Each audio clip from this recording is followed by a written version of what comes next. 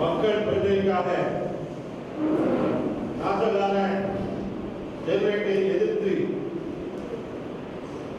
போராட்டம் நடத்தி அந்த போராட்டத்திலே தங்களுடைய இன்னுயிர்களை கொடுத்து தியாகம் செய்திருக்கின்ற அந்த தியாகிகளை இன்றைக்கு 6வது ஆண்டு காலமாக நாம் நினைவு கூர்ந்து இந்த நிகழ்ச்சியை நடத்தி கொண்டிருக்கிறோம். குறிப்பாக நான் ஒரு ஆசிரியர் பள்ளிக்கூடத்தில் எழுதிவாங்க, யாரு சேர பண்ணாலும் அவன் சட்டத்தில் ஆகிடுவாங்க, சேர பண்ண பையன் சட்டத்தில் ஆகிடுவாங்க.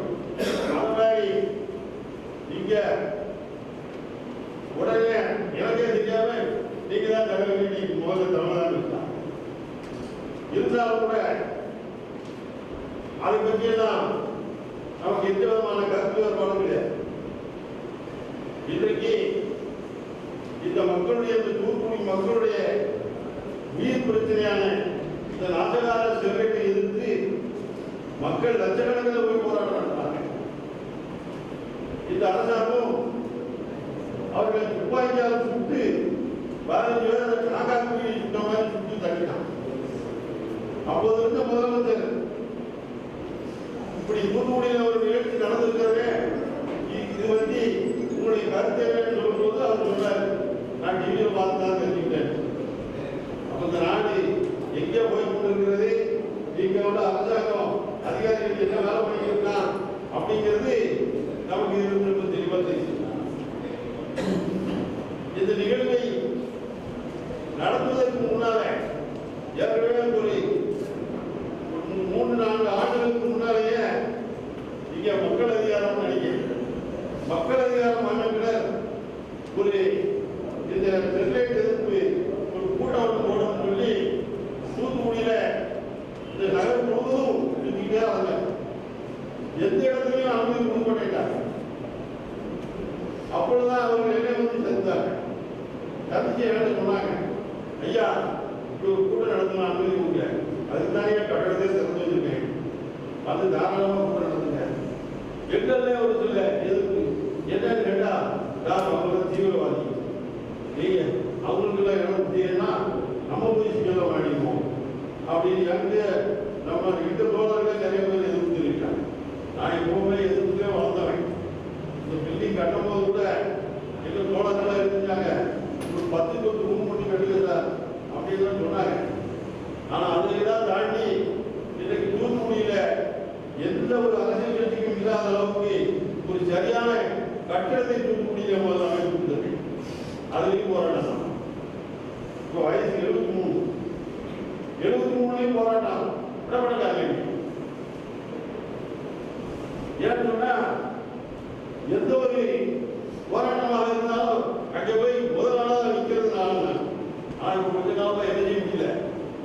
ஓப்பன் கார்டு சர்ஜரி 8 முக்கியம் கட்டிருக்கான், நடக்க முடியல.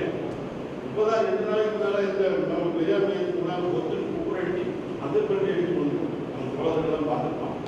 காலை ஓட முடியல, அந்த அளவுக்கு கீழே வந்து காலத்தில் கொண்டு இருந்தாலும் இன்னைக்கு இந்த நிகழ்ச்சியை நடத்த வேண்டும் என்று நம்முடைய சந்திரராஜ் அவர்கள் என் உடலை ஐயா எங்கேயாவது வந்திருக்கேன், எங்க வீட்டில் எங்க பையன் வந்திருக்கா, என் பொண்ணு வந்திருக்கு, 2 பேரும் எப்பா எதுக்கு உங்களுக்கு இவ்வளவு வயசாக போய் பொது வந்துட்டு எதுக்கப்பா போறீங்க, பேசாம செவன் இருக்கப்பா, பேசாம செவன் இருந்தா இந்த நாட்டில் பொதுமை எடுத்துக்காதுடா, இந்த ஜோலியை பாரு, நான் போயிட்டு தான் இருப்பேன், கடைசி வரைக்கும் போயிட்டு தான் இருப்பேன், சாகர வரைக்கும் போயிட்டு தான் இருப்பேன்.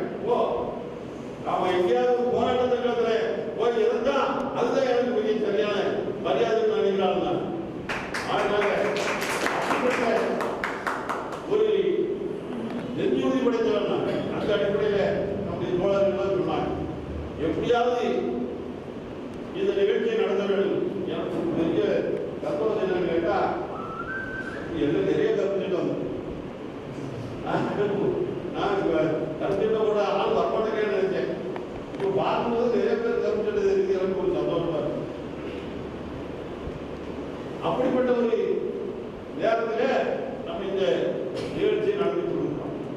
கண்டிப்பாக நம்முடைய சந்திரராஜ், நம்முடைய தாசு, நம்முடைய பெரியார் தந்தை பெரியார் திருநாவுடைய பிரசாந்தி மனித நேய மக்கள் கட்சியா மனித நேய மக்கள் கட்சியை சார்ந்த ஐயா அவர்கள் இவ்வளவு பேரும் இன்னும் தமிழ் புலிகள் கட்சியை சார்ந்த நம்ம அவர்கள் இந்த மாதிரி போராட்டங்கள்லாம் ஒருங்கிணைத்து இந்த ஸ்டெர்லைட் போராட்ட தியாகிகளுக்கு எந்த வருஷமும் இந்த மாதிரி ஒரு நிகழ்ச்சி நடந்ததில்லை என்பதை இப்பொழுது நடத்தி காட்டியிருக்கிறார்கள் என்று சொன்னால் அவர்களுக்கு என்னுடைய மனமார்ந்த பாராட்டுகள். அப்படி ஒரு ஏற்பாட்டை அவர்கள் ஒரு குறுகிய காலத்திலே செய்திருந்தாலும் கூட நமக்கு என்ன பிரச்சனை இப்போ என்ன முடியாது என்ன செத்தவன் இருந்தான் அவ்வளவுதான். அந்த அளவுக்கு முக்கியமா இறந்தவனுடைய உயிர் எவ்வளவு முக்கியம். அவன் குடும்பம் என்ன நிலைமையில இருக்கு யோசிச்சு பாருமா வேணுமா? அப்ப இந்த அரசாங்கம் எழுதியிருக்கணும் இந்த 15 பேரையும் காக்கா புலி சுட்ட மாதிரி சுட்டு கொண்டிருக்கிறானே அந்த சுட்டவர்கள் மீது இந்த அரசாங்கம் எடுத்துக்கிற நடவடிக்கை என்ன எந்த வேணாலும் படிப்போம். எங்களுக்கு அதை பற்றிலாம் கவலை இல்லை. அங்க அடித்தாங்க எங்கேயாவது அடித்து போங்க பாட்டு. ஆனா என்ன இந்த போராட்ட வீரர்கள் மீது துப்பாக்கி கொண்டு செலுத்திய அந்த நபர்கள் மீது ஏன் நடவடிக்கை எடுக்கல? அருணா ஜெகதீசன் இல்லையா அவர் ஒரு நீதிமன்றமெல்லாம் போய் போட்டு எல்லாம் செஞ்சு அவங்க அறிக்கையெல்லாம் கொடுத்து யார் குற்றவாளி எவன் விட்டான் எல்லாம் கொடுத்து இதுக்கு மேல என்ன வேண்டி இருக்குது அரசாங்கத்துக்கு? அப்ப இந்த அரசாங்கம் இன்னும் நடவடிக்கை எடுக்கிறேன்னா அதுக்கு என்ன காரணம்? அங்கதான் நமக்கு சந்தேகம் வருது. அதுதான் நமக்கு சந்தேகம் வருது. அதனாலதான் நம்ம என்ன செய்யறோம்? இதை வலியுறுத்துறோம். அவர்களை கைது செய்து சிறையில போடு அவ்வளவுதான். நாங்கள் ஒன்றும் சிறையில் உடலில் நாங்கள் ஒன்றும் பங்காக உங்கள்கிட்ட எங்களுடைய கோரிக்கை நியாயமானது. அதனால நாங்கள் என்ன சொல்றோம்?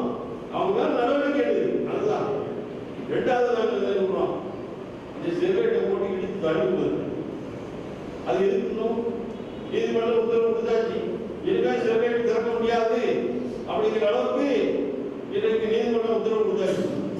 அந்த அளவுக்கு இந்த அரசாங்கம் ஒரு நடவடிக்கை எடுத்திருக்கிறது.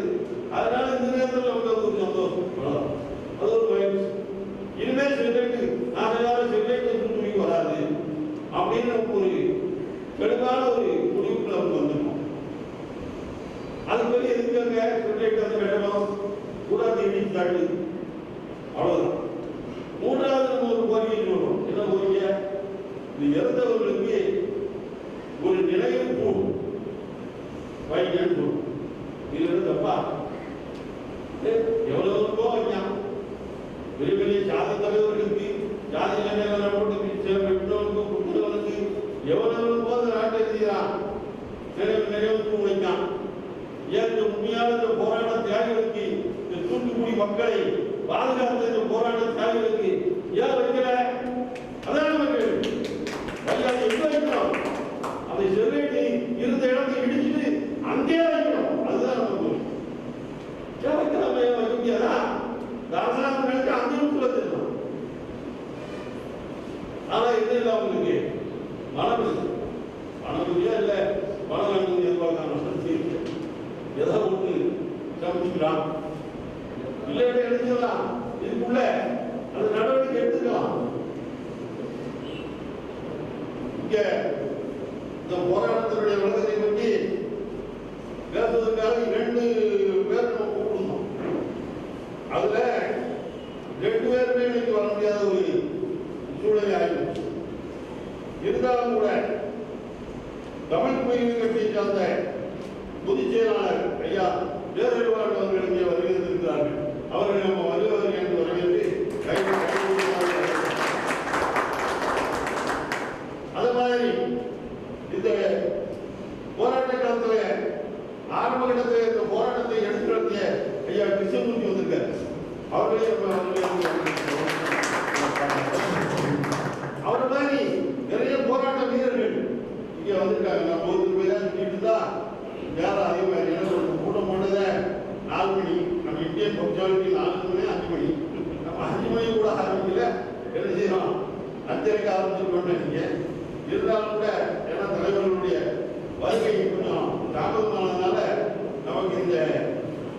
ஏற்பட்டிருக்கிறது.